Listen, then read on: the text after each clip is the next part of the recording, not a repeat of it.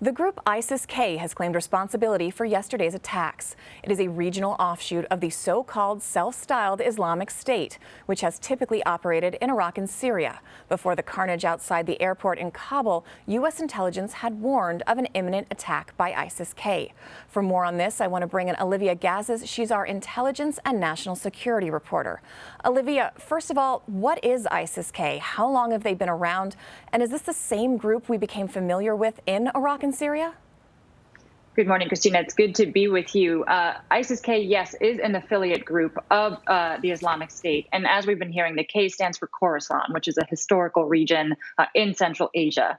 It emerged in Pakistan in 2015 and is essentially a group of defectors and disillusioned soldiers whose members have come from Pakistani militant groups, from Taliban fighters, from the Haqqani network, and they're all generally of the view that none of those organizations are extremist enough. They received early support from the core ISIS leadership in Iraq and Syria, which gave it funds and allowed it to operate in Afghanistan from 2015 onward. It's never been huge. It's had about 4,000 fighters at its peak and is today estimated to have just about half of that or less. Its first, second, third, and fourth emirs were taken out by U.S. airstrikes. And by some estimates, our airstrikes actually took out 75% of its fighters. Of course, in recent months, it's rebounded and is now very much considered active and dangerous, yesterday demonstrating its ability to carry out a lethal, spectacular, if unsophisticated terror attack. So what is their ideology? It sounds like you're saying this is the group of guys who think the Taliban is too liberal. Is that accurate? In essence, yes. Its goal, like that of the broader Islamic State, is to build an Islamic caliphate in the region. The Taliban you might think of as more of a populist and political Islamic militant movement that's specific to Afghanistan. So even though sometimes their goals of violence can overlap, these two groups are essentially rivals, if not enemies, and they have a very bloody history. ISIS-K has carried out hundreds of attacks since its founding in Afghanistan and dozens of attacks just this year, a lot of them targeting Afghan parliamentary elections, and they've actively sought to undermine democratic processes that were burgeoning in Afghanistan.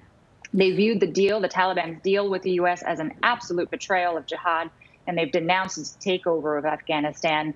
So these attacks, although they were first and foremost an unbelievably tragic strike against the United States, they were also a significant strategic blow to the Taliban, which are, of course, actively looking to demonstrate on the world stage that they can govern and maintain order and security within the country.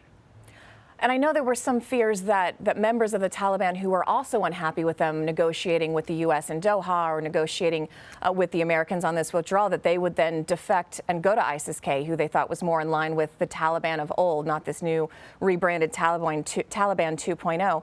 But you mentioned the numbers earlier. Does ISIS-K have the capacity at this point? Do they have the strength to try to form another so-called caliphate like we saw in Iraq or Syria in Afghanistan? Good question.